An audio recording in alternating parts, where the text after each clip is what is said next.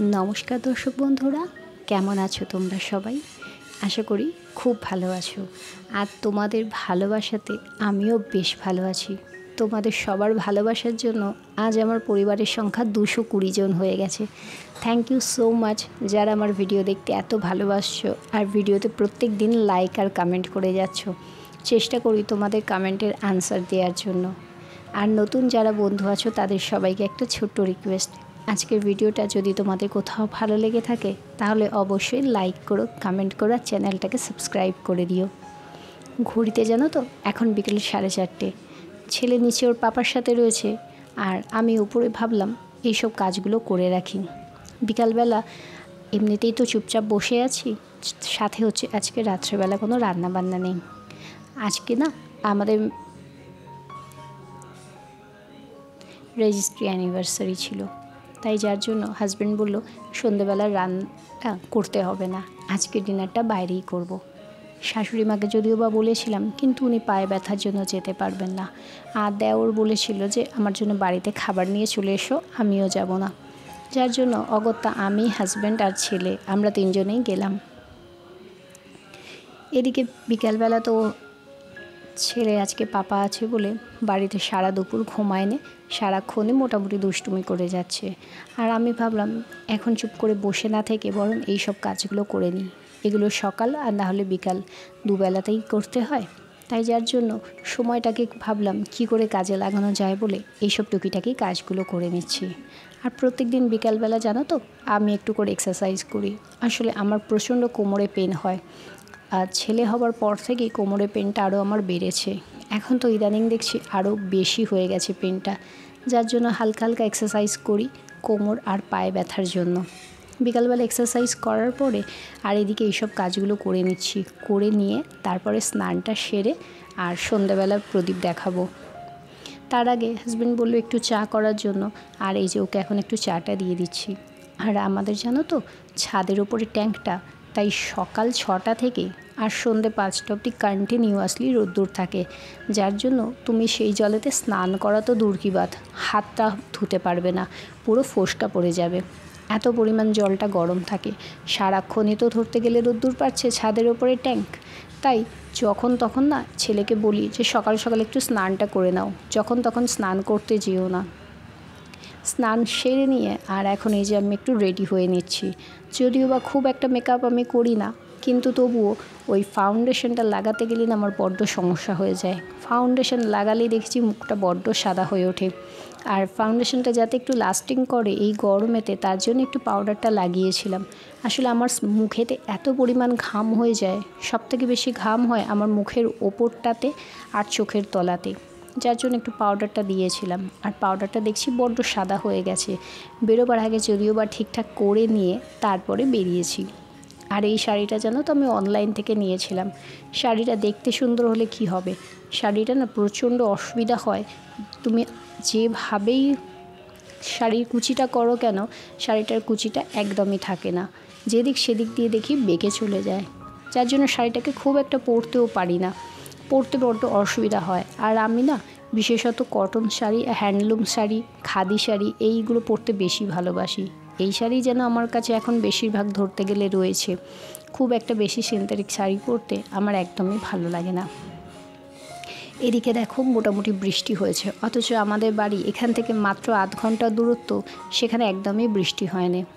তো এসে গেছি এখন আমরা রেস্টুরেন্টে। হাজব্যান্ড বলেছিল এই রেস্টুরেন্টটা নাকি বেশ ভালো, তো ভেতরে গিয়ে দেখলাম মোটামুটি অ্যাটমসফিয়ারটা ভীষণ সুন্দর। সবথেকে ভালো লাগছে এখানকার লাইটগুলো, এত সুন্দর লাইটগুলো রয়েছে যে তোমার ফোকাসটা শুধুমাত্র খাবারের ওপরে গিয়েই হবে। যতবার ছবি তুলতে গেছি ততবার আমাদের ছবিগুলো এত বিভৎস এসেছে না, পুরো অন্ধকারেতে রয়েছে। জাগে এখানে আমরা স্টার্টার একটু অর্ডার করে দিয়ে তারপরে মেন কোর্সটা দেখছিলাম। আর এমন একটু খাবার নিতে হবে যেটা আমরাও খেতে পারবো প্লাস ছেলেও খেতে পারবে, কারণ ও একদমই ঝাল খেতে পারে না। যদিও বা ওকে বাড়ি থেকে খাইয়ে দাইয়ে নিয়ে এসেছি, কিন্তু তবুও চেষ্টা করছিলাম যে এমন একটা কিছু খাবার নেওয়ার জন্য যাতে ও খেতে পারে।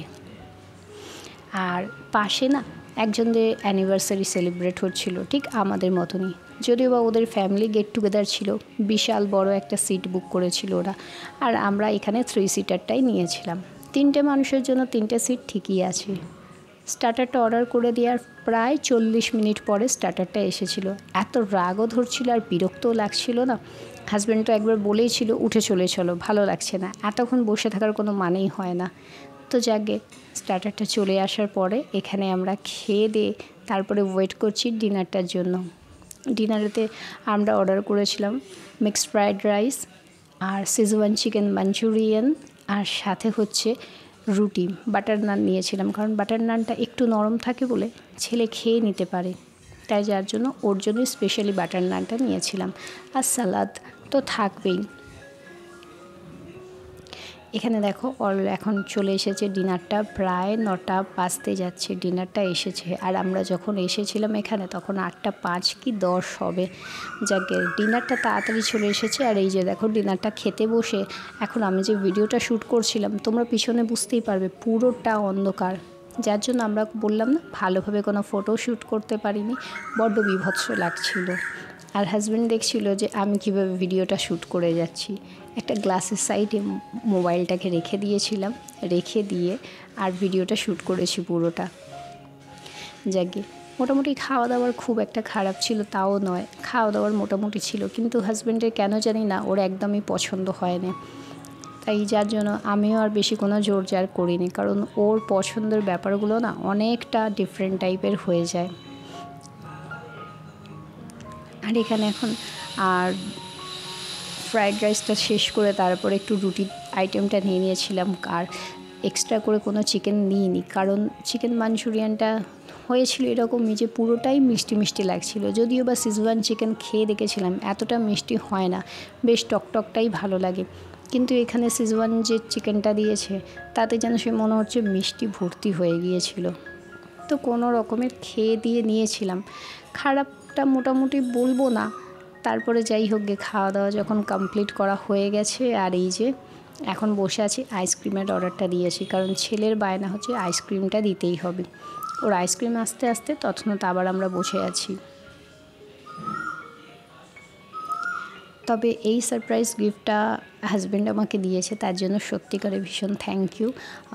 কারণ এই সবগুলো সত্যি কথা বলতে জীবনে মাঝে মধ্যে ভীষণ দরকার হয়, কারণ বাঁচতে গেলে যতটুকু মানুষের দরকার ততটুকু যদি ঠিকঠাকভাবে না পাওয়া যায় না তখন বড্ড অসুবিধা হয়। এই যে দেখো আইসক্রিম চলে এসেছে, প্রত্যেকবার তো চকলেট নিই, এইবারে ফ্লেভারটা আমরা চেঞ্জ করে 3জনই ম্যাঙ্গো নিয়েছি। আমি ছেলে আর হাজব্যান্ড 3জনেই ম্যাঙ্গোটা নিয়েছি।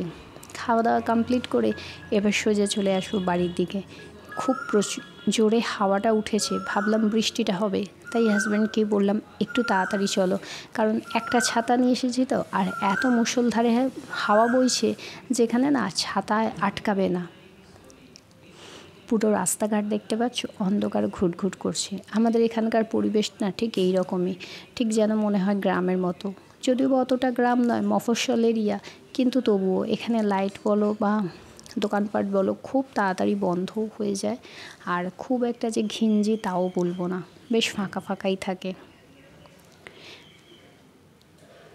তো এখন মোটামুটি অনেকটাই ছুঁয়ে এসেছি বাড়ির কাছাকাছি, আর বেশ অন্ধকার হয়ে গেছে, প্রায় 10:30 পৌনে 11টা বাজতে যাচ্ছে। রাস্তাঘাটে বেশ কয়েকজন লোকজনও রয়েছে, ছেলেরও ঘুম পেয়ে গেছে, সারা দুপুর যেহেতু ঘুমায়নি ওর ঘুমে চোখগুলো ঢুলছে, ওর জন্যই আরও তাড়াতাড়ি বাড়িতে চলে আসা। আস্তে আস্তে দেখছি এখন এই জায়গাটাতে একটু ভিড় রয়েছে, আসলে এই জায়গাটাতে একটু ছোট মার্কেট মতো রয়েছে, তো মানে খাওয়া দাওয়ার ফুড কোর্ট যেটাকে বলো সেইটাই রয়েছে। ফুড কোর্টের সামনে একটু মানুষজনের ভিড়, যতই হোক একটা মে দিবসের ছুটি রয়েছে, সব মানুষই মোটামুটি একটু বাইরে আসা যাওয়া করবে। তো চলো, ভিডিওটা ভালো লাগলো, টাটা বাই বাই।